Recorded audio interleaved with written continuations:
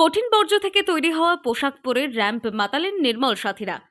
কঠিন বর্জ্যকে পুনঃব্যবহার করে তৈরি হয়েছে নতুন নতুন পোশাক।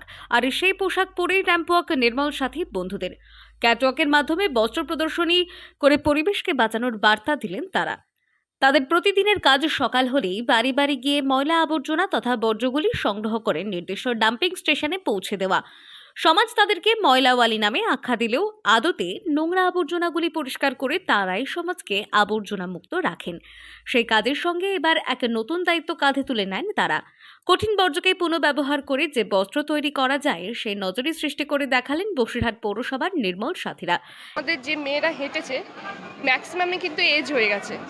তারা কোনোদিন ভাবেনি যে এইভাবে এরকম পোশাক পরে মানুষের সামনে আসা যায়। তাদের কারোর ছেলে হয়তো চাকরি পেয়ে গেছে, কি গ্র্যাজুয়েশন করছে, ছেলে মেয়ের বিয়ে হয়ে গেছে, এরকম এজের মহিলারাও কিন্তু আছে।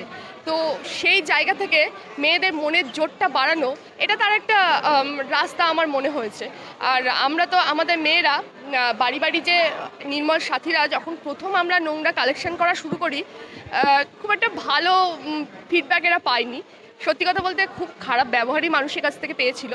এদের যে একটা সম্মান থাকতে পারে, প্রতিটা কাজের সম্মান থাকতে পারে, এরা আজকে এই ড্রেস পরে সেটা র্যাম্পে হেঁটে প্রমাণ করে দিল।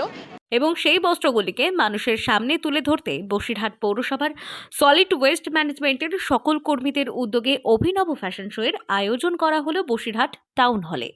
কঠিন বর্জ্য দিয়ে তৈরি পোশাকের ডিজাইন থেকে শুরু করে তাকে সম্পূর্ণ রূপ দেওয়া সবটাই করলেন নির্মল সাথীরা এবং নিজেদের তৈরি পোশাক নিজেরাই পরে র্যাম্প ওয়াকে মাতালেন তারা, যা দেখতে ভিড় উপচে পড়ে বসিরহাট টাউন হলে। দুধের প্যাকেট, প্লাস্টিকের চামচ, পাউরুটির প্যাকেট, আলুর বস্তা ও খবরের কাগজ সহ একাধিক বাড়ির ব্যবহারে অকেজো এমন কঠিন বর্জ্যকে কাঁচামাল হিসাবে ব্যবহার করে তৈরি হয়েছে মহিলাদের স্কার্ট, জাপানিজ গাউন, টুপি থেকে শুরু করে পুরুষদের রেনকোটের মতো পোশাকও।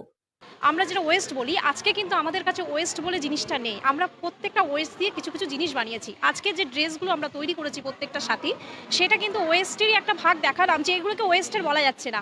আমরা যে আজকে র্যাম্প শোটা করেছি, আজকে আপনাদের মনেই হবে না যে এটা কোনো ওয়েস্ট দিয়ে ড্রেস বানানো। আমরা লক্ষ্য একটাই, পুনঃব্যবহৃত বর্জ্যের সাজে ফ্যাশনের নতুন জোয়ার, অপচয় থেকে সৃষ্টির পথে।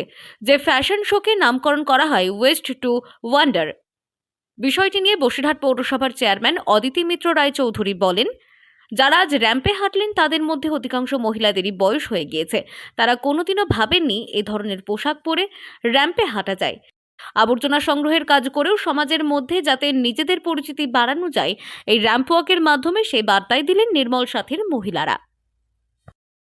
বসিরহাট থেকে জুলফিকার মোল্লার রিপোর্ট, লোকাল 18 বাংলা।